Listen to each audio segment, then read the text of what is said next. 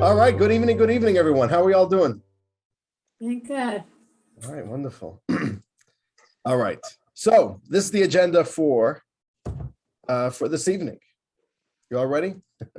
Okay, we want to do two things tonight. We want to do a Q&A, and I have a few questions that came into my inbox. And I also want, but I could read off a few questions I have here, but most importantly, I want to hear from you. I want this to be interactive, so feel free to unmute yourself. Feel free to chat. It's like that we could have a good conversation. And sometimes what happens in the class is we have an agenda. We want to get somewhere. We have an hour and a half to get from point A to point B. We have a destination. And sometimes questions come up. And, it's just, sometimes I feel like it's just we're not going to be able to deal with this question in class. So either sometimes I answer it very briefly or I brush it off. And, but I really do, I don't want you to ever get the feeling that I don't want to hear your questions, that I'm just brushing it off. So I really want this to be an opportunity to deal with questions and to give it the proper attention and not to feel rushed through questions. I want you to feel comfortable asking anything. Ask a question, feel free for it to be controversial, feel free to get edgy, it's fine. If there's any questions on this course, feel free to bring it up, chat it, speak up. And if you want to share a question anonymously, you could chat it, but there's a way to chat that only I could see it. All right, so that no one else has to see it. And I won't share your name if you want to ask a question, you want it to be anonymous. And the idea is, primarily let's look for questions on the course topic, on the topic of the Jewish tradition, the oral law, and specifically along the six topics. So I think we're going to start off. That's what we did this morning. We'll start off with a little presentation. It'll be a half hour, a little mini class, which is like a little bonus class, an appendix to the course topic, and then we'll get to some questions. Sounds good? All right, very good. Okay, so here we go. I'm going to share my screen here with you. It says Judaism Decoded, and we're here on our bonus class. We want to dedicate tonight's class, and of course, this entire course, in loving memory of Zelik and Yetta Green, and Martin and Judith Herman, dedicated by their children, Alex and Barbara Green. And today's topic of the bonus lesson is called How Did They Know? How did they know? And this is what we're going to be doing tonight. One of the very fascinating parts of the Jewish tradition and of the teachings of our sages, which go back 2,000 years, over 2,000 years, is we of course know that the sages were pretty brilliant. They were smart people. A sage is not a simple matter. But what we also see when you study Talmud is that they had a very keen and deep understanding and awareness of the natural world. You could call it of science. They knew stuff pretty well. For example, how many people know in a detailed fashion the anatomy of a cow? Exactly the anatomy of a cow, exactly all the organs. This is something that a sage had to know. For example, there's a tremendous, and who knows, just wondering, do any of you know exactly how long a month is? A month is a full lunar cycle. A moon waxes and wanes. Every month is exactly the same time. What's the amount of time? I wrote it down here. Do you want to know? This is what it says in the Talmud. Where did I put it here? Oh, you ready? So the Talmud says, this comes from Rabbi Gamliel. Rabbi Gamliel says, I received a tradition that the lunar month is no less than 29 and a half days, 2/3 of an hour, and 73 parts of an hour. Okay, I'm going to save you all the math, but that equals 29.53059. All right, we're splitting up days and hours and minutes here to fractions. 29 and a half days and 3,059th of a day. if you would break it up into that way. You know, the exact minutest details of exactly how our solar system works, the orbits. This is something which a sage knew in their back pocket. Just an unbelievable knowledge and awareness. So what I want to do today is I picked a few interesting examples of places where we see the sages having knowledge about our natural world. And either the Talmud makes predictions, which it would seem impossible for humans to ever be able to make such claims or predictions, or we see where the Talmud has knowledge even before the scientific world, over 1,000 years before the scientific world even began to consider these ideas. And the idea over here is that when you see that the sages had a tradition with such unbelievable knowledge and just the facts that they received, it gives you a certain confidence in their knowledge base and in the tradition that they're sharing. So it's quite fascinating. So it'll be a little bit fast-paced. So let's go through it, all right? All right, so let's begin with part 1, called Fish and Scales. All right? So let's give you some background before we read a piece of the Talmud. In the laws of kosher, the Torah tells us what we're allowed to eat and what we're not allowed to eat. There are animals. Not all animals are you allowed to eat. There's creepy, crawly stuff. By the way, did any of you know that there are certain insects which are kosher? There are certain types of grasshoppers which are kosher. How do we know which grasshoppers it is? So we need two things. We need a tradition, which means we need people who could say, I heard from my father, meaning we have a tradition in our family that this is the grasshopper that's kosher. And there's also signs in the Torah, but the signs are not enough. If you find the grasshopper, I don't know, I guess here in Michigan there are grasshoppers, right? And you pick one up and it looks like it fits the criteria that the Torah says of a kosher grasshopper, it's still not kosher. You need to have a tradition. So I'll tell you something fascinating. A few years ago in Israel, they made like a conference of many Jews which came from Yemen, Taimani Jews, religious, not religious. And it was like a collection of Jews who had a tradition because the Yemenite Jews, you know, they were there for thousands of years and they had a tradition of which grasshoppers are kosher. So they had a conference to kind of come to a consensus of what's the tradition of what's a kosher grasshopper. In Israel, you could find the kosher grasshoppers. In any case, there's a whole fascinating history to that. But then there's also kosher fish. Not every fish is kosher. What makes a fish kosher?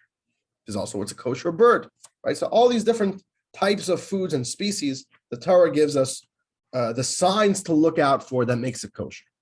What makes a fish kosher? So the Torah tells us what makes a fish kosher.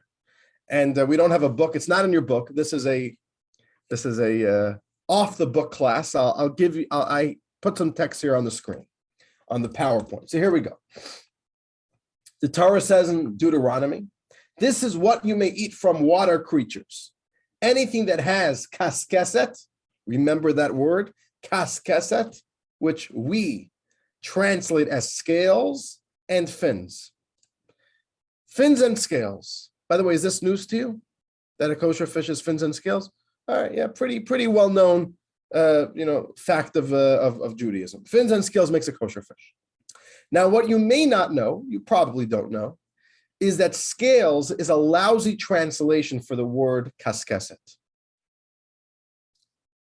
And I'll tell you something. Scales actually does not make a fish kosher. It's a little bit more complex than that. And this is an example where translations literally butcher the original Hebrew. Can I tell you something radical? Are you ready for something radical? Can I offend somebody here? not anybody in particular, but I'll say something offensive.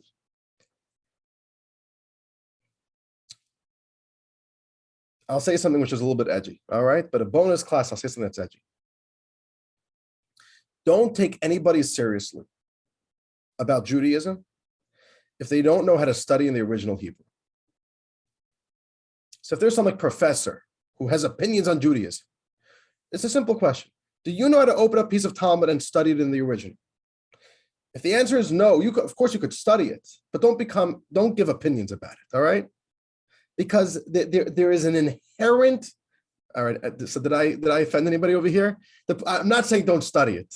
Of course you could study in English. I study a lot of times in English when sometimes the Aramaic is too, but there's an idea, if you're not in touch with the original language, you are inherently handicapped. You actually don't understand what's flying here in the verse. The translation masks 90% at a minimum of what's really going on here in the original.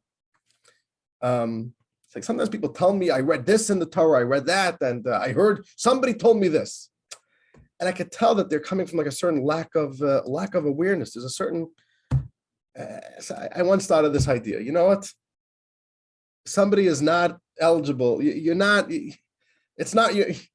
really able to give opinions if you can't open up a Torah, you can't open up a Talmud and learn it from the original. But that's not to say don't study it, but don't become, as we say in Yiddish, a deyazager, an opinion sayer, right? You're going to say opinions of what's good and what's bad and what's, all right, in any case. So the word kaskeset and rand, all right, that was okay. The word kaskeset does not mean scales. Because if you look biologically, you can look this up, there's actually different types of scales. I believe there's 5 or 6 different types of scales. Each type of scales has a different, is a little bit different. And there's a different word for it, different term for it. Only 2 out of the 4, 5, or 6 types of scales are kosher scales. What type of scales are kosher? Only scales that they come off without ripping the skin, without tearing the skin. So I'll tell you, if you ever want to try this out, go to a fish market and take a salmon. And you don't even need a knife. You could do this with your finger. Just run your finger across the scales, and you'll see they come off very easily.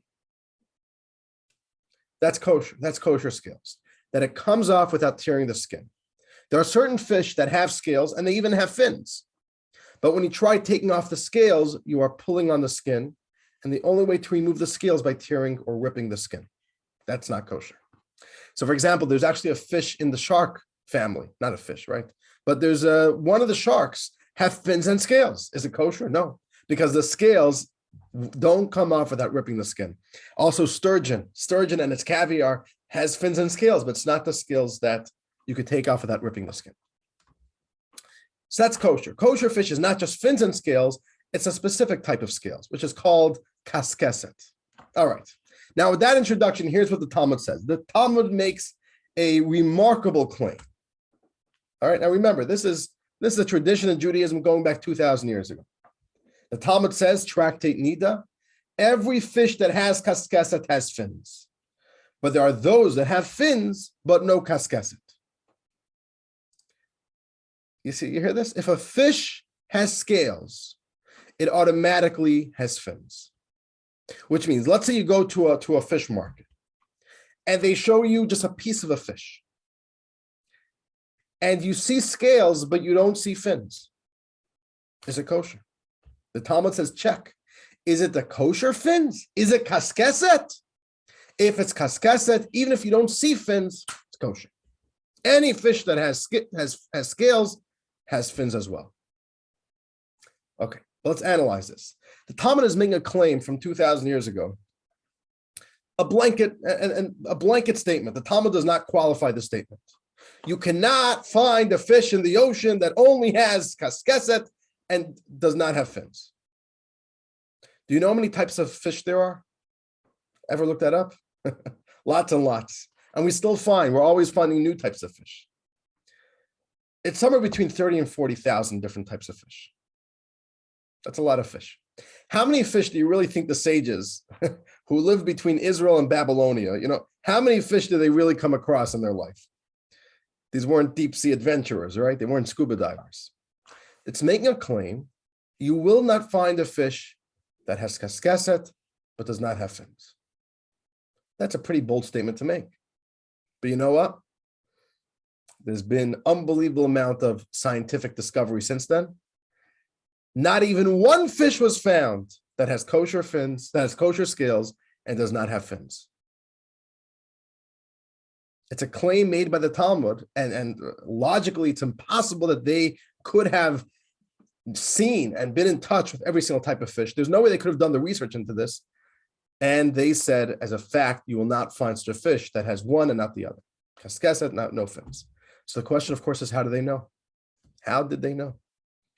And this just shows us that the oral tradition is not just opinions of rabbis, These are traditions that come from Moses. Only God could say with certainty, you will never find a fish that is different than this. Only God, the maker of all these creations, could say that. This is the idea. How do they know? Only God could tell us. All right. Let's go. Let's look at another example. And of course, if any questions on any of these, feel free to chat. Okay. Next example, we'll talk about kosher dishes. All right, kosher dishes. This is a little interesting example over here. Kosher dishes. Okay. In the laws of kosher, it's not enough to just eat kosher food. The utensils that you eat on also have to be kosher. What does that mean? Kosher utensils? What makes utensils kosher? You go to a store and you buy pots and pans and you buy, what has to be kosher about it? So if it's brand new, never use utensils, they're kosher. But if a utensil was ever used for non-kosher, it's not enough to just put it in the dishwash and clean it and scrub it down well, and now it's clean. We could have kosher. No. You have to kosher the dishes. And this actually comes from the Torah. Let's read the verse in the Torah, which speaks about koshering dishes, koshering utensils. It's a verse from the book of Numbers. The background is, this is following the war against the nation of Midian. Moses led the Jewish people to wage war against the people of the nation of Midian. And the Jewish people won and took the spoils of war back to the Jewish camps. And this is the verse there. Elazar the priest said to the soldiers returning from war, "This is the law that God commanded Moses. As far as the gold, silver, copper, iron, tin, and lead are concerned, whatever was used over fire must be brought into fire, and it shall become pure. And whatever was not used over fire must be brought into water." All right, we'll get to the reason soon. This is the idea. Any metal, this verse talks about metals.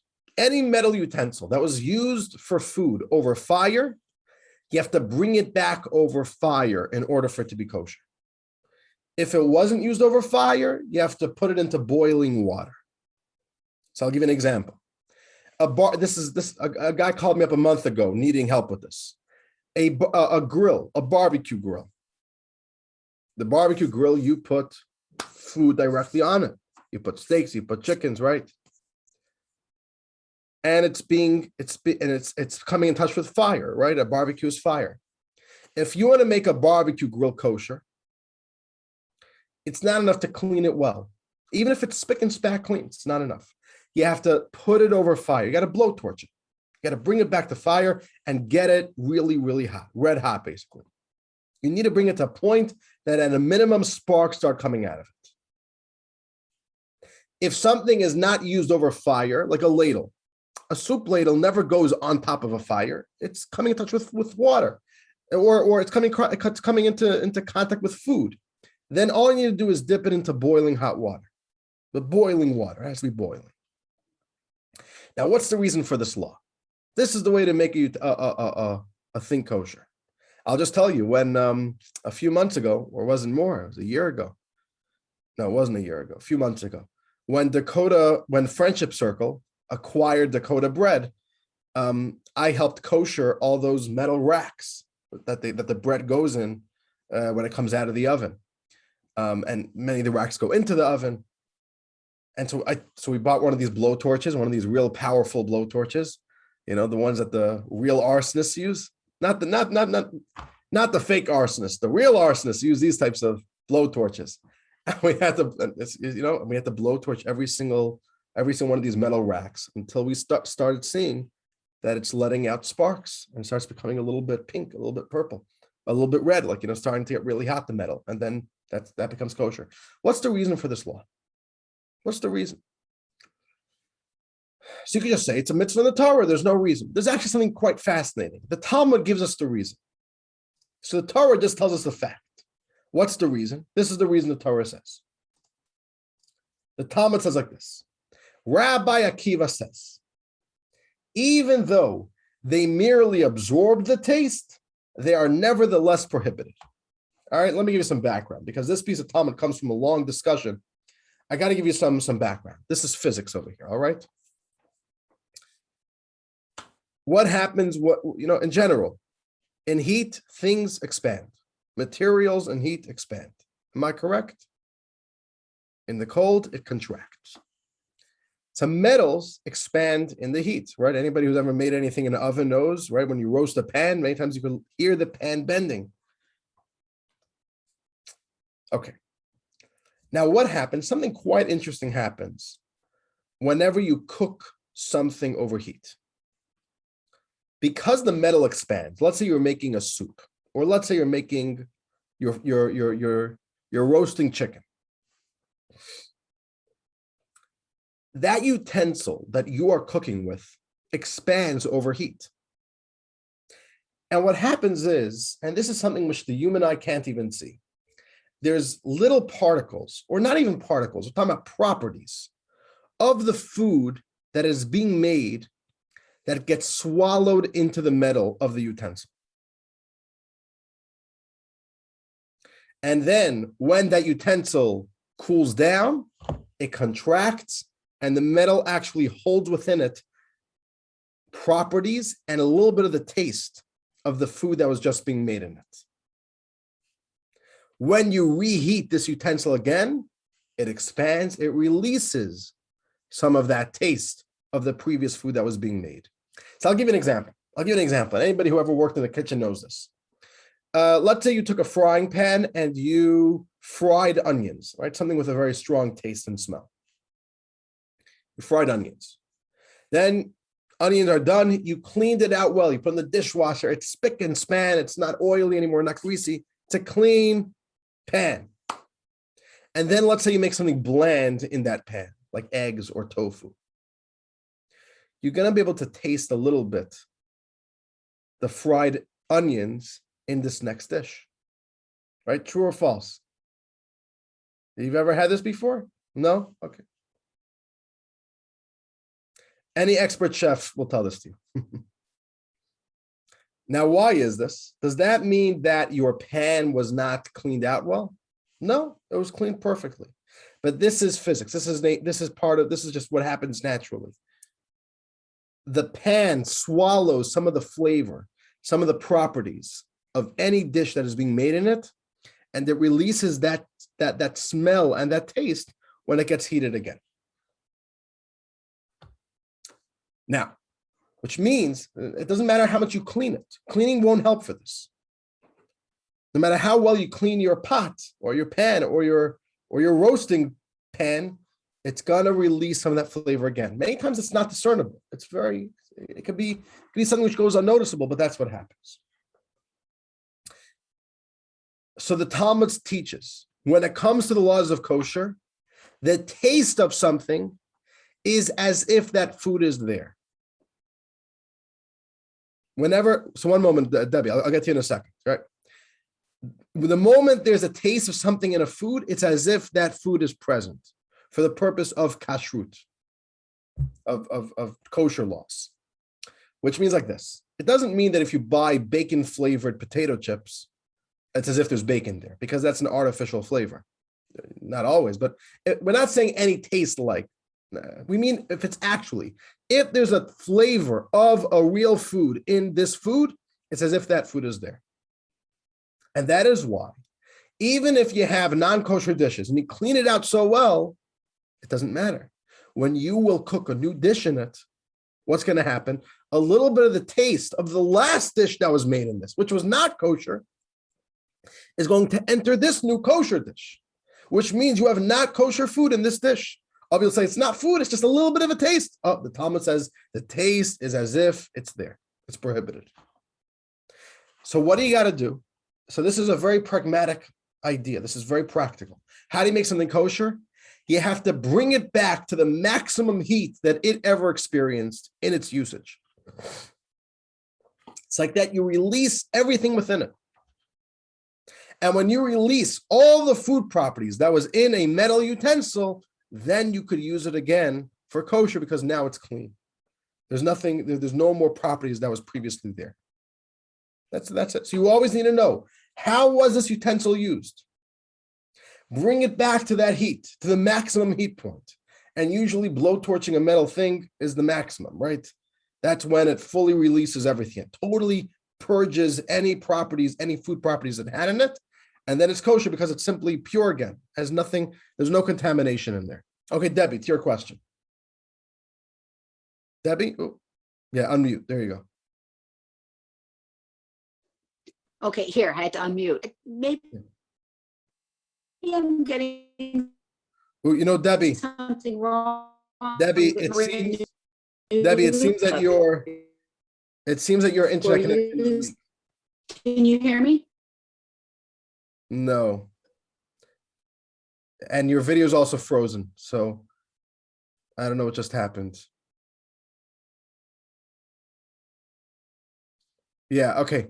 Well, let's Hear me? it's a little bit weak, Debbie. Either try chatting it or I'll try you in 5 minutes. It's very weak. All right. I'll get you in 5 minutes, Debbie. Let's see if it's better than that. She's breaking up. Her sound is. Right. The sound's breaking up. Okay, David, do you have a question? Or okay, I see that you have your hand up over there. Okay, I'll lower your hand. All right. I apologize, Debbie. Either chat it or I'll try you in a minute. But I could see that your video is frozen. You probably have a poor internet connection. Okay. Now, I'll just share with you something interesting. First of all, you see over here that the sages understood how metal works. It contracts, it expands, it swallows flavor, it purges flavor. It's a very interesting insight. But I'll share with you something interesting that I heard from a rabbi in Montreal. He's a dayan. A dayan means he's a judge. He's not just a rabbi. He's a halachic judge in the court of Montreal. And he was once hired. The court was hired by a Canadian soda company. They wanted to make their soda kosher for Passover. So the rabbis came to inspect the plant and see what would be necessary to make it kosher. And what this rabbi saw, his name is Rabbi Bell, he saw that the sodas are mixed and stored in these metal, I believe, aluminum barrels. So the rabbi tells the company that we need to, either you need to buy new barrels or you need to dip all these barrels into boiling hot water in order for them to be kosher. And the company got very upset. They said, do you know that we sterilize our barrels in between every single run of soda? And we use the government standards of top sterilization practices to clean out our barrels. And you're telling us it's not good enough? The rabbi said, look, for the country of Canada, your sterilization process is okay, but for the purpose of kosher, it's not enough. You gotta bring it, you gotta dip it into boiling hot water. And he got very upset. Oh, these rabbis making all this shtick with all their superstitious laws about kosher, and rabbis make up all these laws. So the rabbi had a one-on-one meeting with the head of quality control in the company. And the rabbi said, look, I know that I'm getting you upset with all these rules and that you think, your sterilization meets the strictest government standards, but let me just explain something to you. He explained to him this idea that the metal expands in the heat and it swallows some of the flavor, some of the properties of the soda. And even though you sterilize it, it's not enough to a point that it will purge all of those food properties, all those into the from the old batch. He says, according to kosher, we need to do this.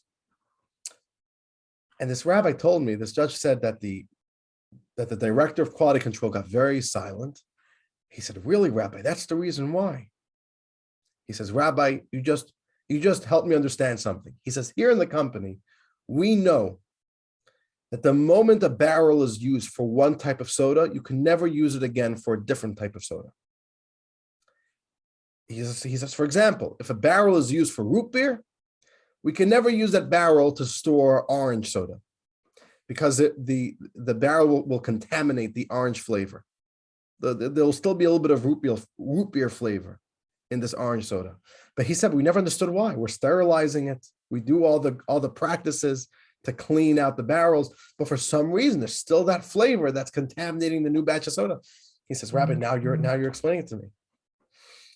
So he said, and that got the company to agree to listen to the rabbis, but he just said it taught him, the rabbis understood very well exactly how these things work and the reality. Even if you clean something very well out, the properties will be there. And I'll just tell you something. If you've ever done have you ever self-cleaned your oven? Sorry, not self-clean, right? The self-clean mode on your oven, right? It takes 4 hours. It cleans out the oven. During the self-clean, about an hour, and you'll start smelling a little bit of like food in your house. Like a lot of the flavors of the oven start coming out. Now, is it because your oven was dirty? Maybe, but even if it was fully clean, it would still release some smells of the foods because that's what happens with metal. It swallows foods. Okay. We're running out of time over here. I want to do some quick. I want to do 2 more examples, then we'll get some questions. Debbie. Oh, okay. Was this your question, Debbie? Okay. Debbie's asking about something else, about bringing new utensils to a mikveh before using them. That's something else. I'll get to your question in a minute. All right. All right. Let's move on to example number 3 of how do they know, called pigs and xenotransplantation. That's a long word, xenotransplantation. You guys know what that means, xenotransplantation? Any doctors here? Oh, Jeff, you have NP by your name. I know. It's transplanting between species. That's right. Transplanting between species, which means usually organ transplants happen between humans. But there's the idea of xenotransplantation means transplanting an organ from a different species, from an animal into a human body. So here's a little bit, and this is I could give a whole class on this, which is quite fascinating. But very briefly, we're going to read a piece of Talmud, and I first want to give you a little bit of an introduction.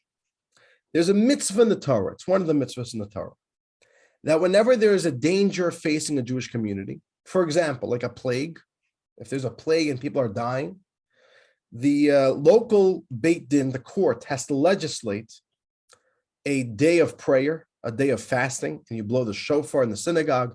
It's like a mini Rosh Hashanah. But it's a day to beseech God and ask God for forgiveness and repentance and to save us from this plague.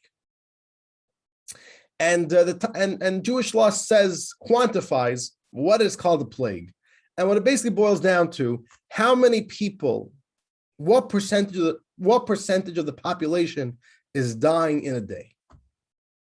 Right? If there's a certain percentage of the population dying every single day, that's called a real dangerous plague, and the local court will make this type of emergency day of prayer, day of fasting, and you blow the shofar. Now the Talmud says this mitzvah and this emergency day of prayer is only done if there's a plague affecting humans, if humans are dying. But if animals are dying, that's of no concern to us. We don't have to make an emergency day of prayer if the cow population has a virus or a plague that's killing them. But the Talmud makes one exception.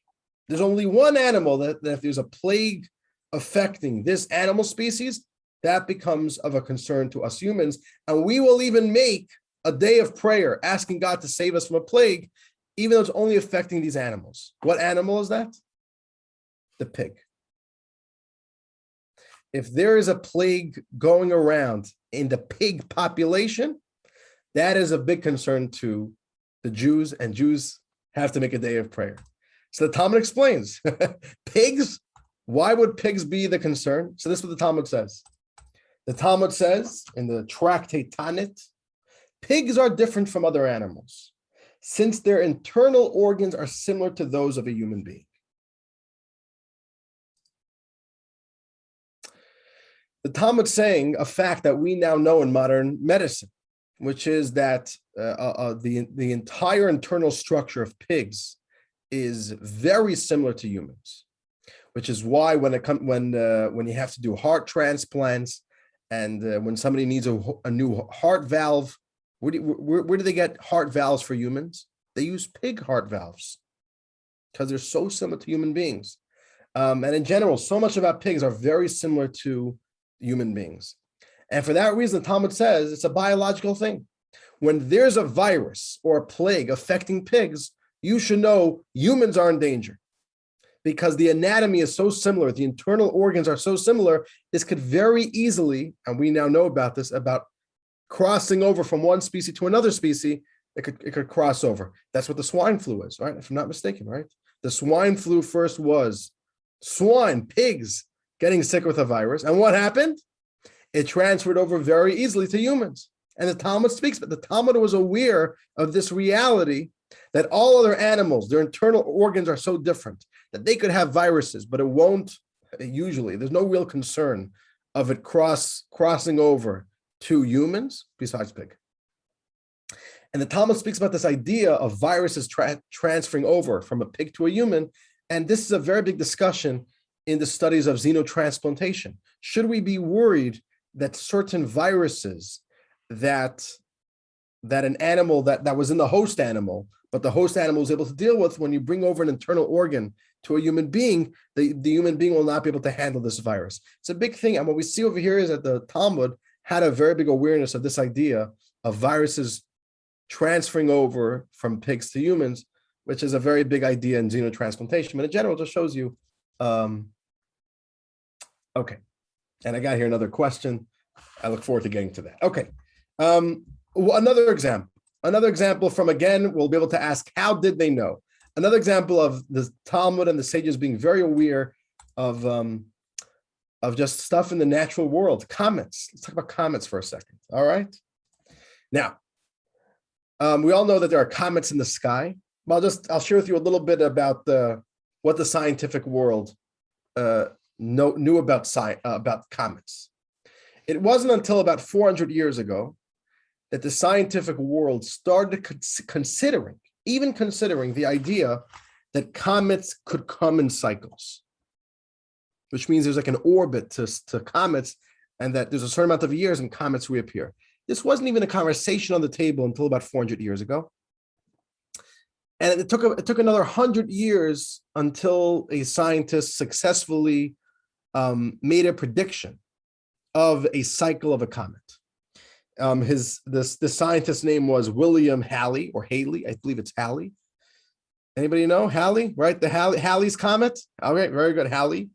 And he made a prediction that about every 70 years, this comet will reappear. And after he died, it was confirmed. So posthumously, they named this comet after him. It's called Halley's Comet. But this is only 300 years ago. He was the first scientist to predict and understand and study that this comet will reappear every 70 years, which means you could see it once, maybe twice in your lifetime. All right, with that, let's look at a piece of the Talmud. This is a story, this isn't even in the law part of Talmud. This is a story in the Talmud. Here's the story. Rabban Gamliel and Rabbi Yehoshua were traveling on a ship. Rabban Gamliel had bread, and Rabbi Yehoshua had bread and flour. Rabban Gamliel's bread was finished, and he relied on Rabbi Yehoshua's flour to make a new bread. He said to him, "How did you know that we would be delayed so long that you brought flour in addition to bread?" He said to him, "There is a star that rises every 70 years that misleads those who lead the boats. I thought perhaps it will rise and mislead us." So we see here that Rabbi Yehoshua had this knowledge that there's some type of special star that comes only every 70 years. And he knows that every 70 years, this star comes and it confuses those leading ships, because you lead ships, right? You know your directions by the signs in the sky, by the formation of the stars. And this star would always throw off the captains of the ship every 70 years. And he knew that 70 years about, and he knew that we should expect that this star could come up and throw us off course. So he came prepared. So look at that. 2,000 years ago, the sages knew about a comet. They called it a star, right? Some type of star in the sky that only shows up every 70 years. And science only discovered it 300 years ago. It's just quite remarkable, the knowledge that the sages had. And again, right, what do we ask? What's the mantra? How did they know? I want to do one last example, and then we are going to, there are lots of examples in the Torah of this, but one last example, which is really has the punchline of this whole conversation. We'll call it camel and pig. We'll talk about pig again. We'll talk about kosher again. Okay. We spoke about kosher fish. What does it take for an animal to be kosher? What animals could you eat? What animals can't you eat? So the Torah says that there are two signs that make a kosher animal. It's called split hooves and chew its cud. So these are both pretty easy to see. If you go to a zoo, go to Detroit Zoo, you'll see, you go to a farm, right? A cow, a goat, a giraffe. Giraffes are kosher. Deer have split hooves. You could see it, the hoof splits. By the way, I brought, like a month ago, I brought my Mendel and Shayna to the zoo. That was like, I gave Mushki a day. One Sunday, we did a whole big trip to the zoo. And I saw that the giraffe, you could really see it pretty well. The giraffe have very distinct. You could really see how the hoof splits. So that's one sign of a kosher animal. The other sign is it has to chew its cud. Chew its cud is a little bit hard to explain, but the idea is, and you'll see this, kosher animals, cow, sheep, goat, are chewing food the entire day. They're chewing and chewing and chewing and chewing, right? That's the image of a cow. They're always chewing. Their mouth is always busy. They're not chewing gum. What's happening? Their whole digestive system is split into many tracts. I believe that's the proper word. And so they eat hay, they eat grass, and they swallow it, and they regurgitate it, and they chew it on it again, and then it goes into another digestive compartment, and it comes back up, and they chew it again, and it goes back, and there's a whole system. It takes them hours and hours to eat anything. So we humans and all other non-kosher animals, you eat food, you swallow it, you're done. Kosher animals are chewing their cud. It's coming back up again. It's a whole process. I believe it's 4 different compartments until they're done with their food. So 4 different times they're chewing their food. All right. This is what the Torah says. Now, the Torah says something very, very interesting. There are only 2 animals. There are only 2 domesticated animals, or really 2 animals, period, which have only one sign, which means like this.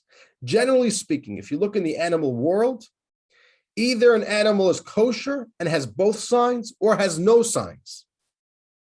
So it's not usual to find an animal that has split hooves but doesn't chew its cud, or chew its cud and doesn't have split hooves. No, it's usually black and white. Either you have both or you have none.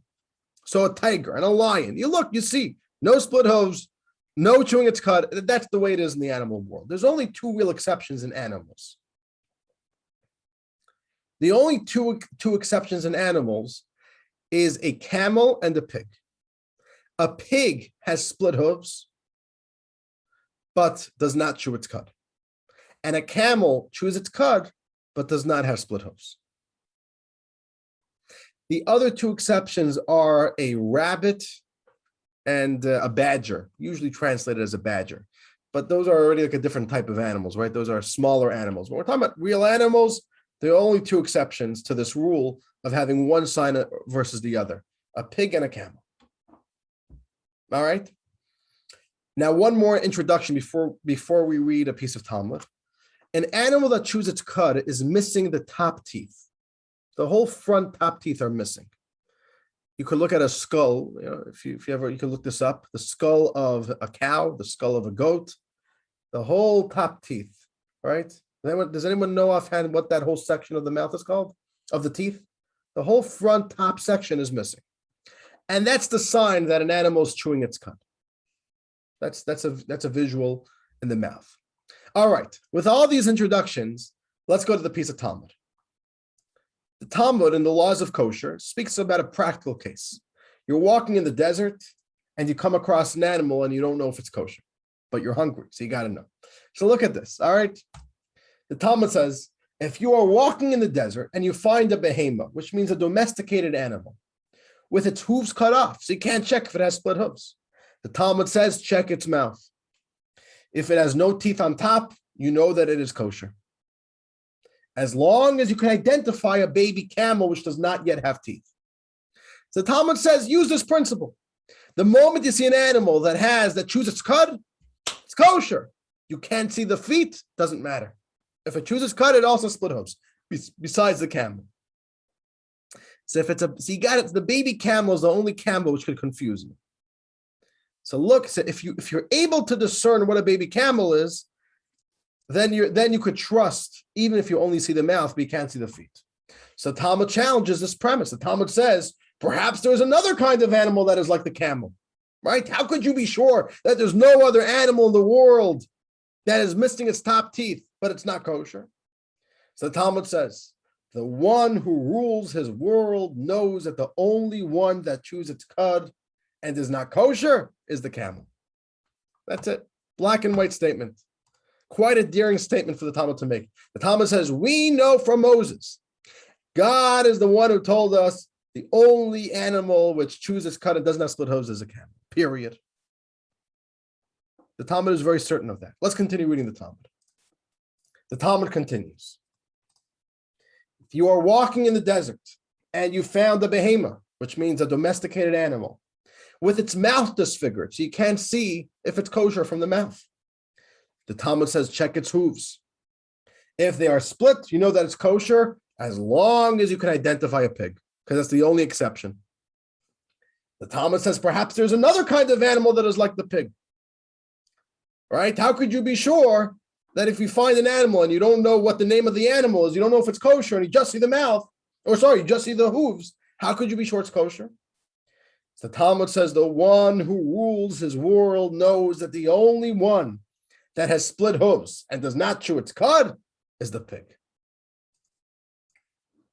So the Talmud is coming with a very strong statement and saying unequivocally, you will only find one animal in this universe that chews its cud and does not split hooves. And you'll only find one animal in the universe that has split hooves and doesn't chew its cud, the pig and the camel.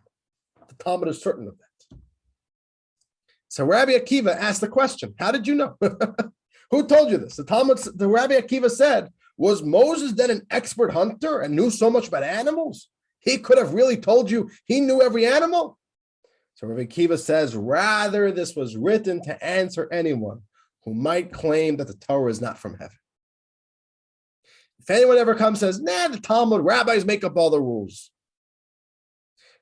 God specifically gave us certain information that would be so impressive and so impossible for any human being to be able to make such a crazy claim that it points to the fact only God, only the one who made his world could say with a certainty that this is the way nature is. You will not find another animal. And it's true. This is information we Jews have had for 3,300 years. And we found a lot of new animal species since then. The panda, right? I think it's just barely 100 years that we even know of the existence of a panda. Who knows? We'll probably still find new animal species. We could be pretty certain of that. They never even found one exception to this rule. Not one exception. You will not find an animal that has one sign and not the other sign besides the camel and the pig and the other two, the rabbit and the badger, which are a different category. You'll never find a single exception to this rule. The Talmud says it, and nothing has ever disproven the Talmud, which is a proof this information is coming not from a human source. This is big stuff. It's coming from God. Only the one who created his world and is aware of all the creations he made can make such a claim. And one last quote, and then we'll move on to the question section. This is from one of the commentaries on the Talmud. All right. People are constantly exploring new lands and discovering huge creatures and different animals that weren't known to the earlier generations. Nevertheless, they haven't found a single animal that only chews its cud other than the camel, nor only has split hooves other than the pig. That is why they were singled out, because only the one who rules his world and knows all his creations knows that these are the only ones with one sign, and that there are no others. This is beyond the capability of any human being. This is such an impressive claim. Can you imagine Moses standing at, Moses only lived in Egypt and in a desert his whole life. You don't really have a lot of cultural knowledge when that's your whole life. Can you imagine him getting up and saying, in the whole world, you'll never find a single... You sound ridiculous. What do you know? How much do you know? Not only that, if you're trying to fake a Torah, don't make such claims. Don't make a claim that'll be so easy to disprove. But it's amazing. Moses makes these crazy claims, these unequivocal claims, like you'll never find a single other fish. You'll never find a single animal. And 3,000 years later, we are here and can say, yeah, it's never been disproven. Moses was right. The Torah was right. The sages in the Talmud were right. And this is, it gives us a new sense of confidence when you see this type of knowledge and awareness that the sages of Talmud had. But we could go on and talk about another 10 examples. It's very fascinating. One last example, just as another quick example, we Jews always knew that the world is round. How did we know that the world is round? Because Judaism teaches us the world is round. Part of Jewish tradition is understanding the solar system. And the Talmud teaches it to us, and every halachic book teaches you about the cycle of the months, because that's part of balancing the Jewish calendar. We knew that the world is round. There was a time in ancient Rome where all modern people, modern civilization of the time, believed the world is flat. And anybody who was with the program believed the world is flat. And only the Jews were the crazy ones that still believe that the world is round. A bunch of Mishagoyim, you think the world is round? Bunch of conspiracy theorists. But who was right? Right? When the Torah gives us information and shares with us facts, we have to have a certain confidence in it. This is not just people and rabbis, outdated people, right? Backward sages telling us ideas. This is the word of God is sharing with us. All right. And with that, we conclude this portion of tonight.